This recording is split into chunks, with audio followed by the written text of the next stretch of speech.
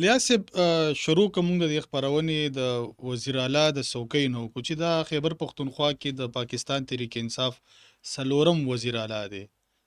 کارکردګي په بنیاد تاسو څه نظر دی؟ بیا گورنرس او دغه شانتي د یو پارټۍ دغه څلور وزیر اعلی او بیا په تیره چې یو پارټي راولګي یو کال پس خپل وزیر اعلی بدل کی. د پاکستان تحریک انصاف په خیبر پښتونخوا کې سهیل افریدي څلورم وزیر اعلی دی. صحیح. خو په مجموعي توګه پاکستان تحریک انصاف په پاکستان کې 15 وزیر اعلیګان لیدلي دي. صحیح شو. چې په هغې کې 15 عثمان بوزدار دی. صحیح.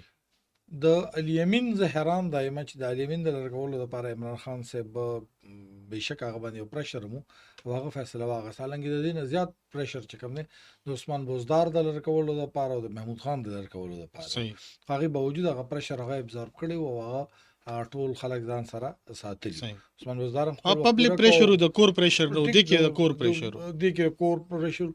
اوس دې د وګو ګورو نو د پاکستان تحریک انصاف دی وخت کې ګورو د بد مرغه قیادت زمونږ نه جوړیږي او هغه قیادت مسله دا نه ده چې دا مسله صرف د پاکستان تحریک انصاف سره ده.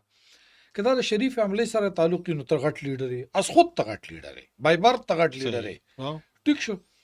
که سره بټو خاندان سره تعلق نو بیا خو بیخي د انټرنیشنل لیول دغه دغه رنګه که موږ وګورو د عمران خان صاحب هم مسله ده خو هغه لږ د خاندان نه بل اړخ ته ده. د هغه فیصله دی چې زه کوم سړی منتخب کوم نو بس هغه پسې تاسو وایي، یعنی پارټي نه عمران خان مهم دی. حالانکې دا فیصلې چې کوم دا په دغه په کار دي، رای باندې په کار دي.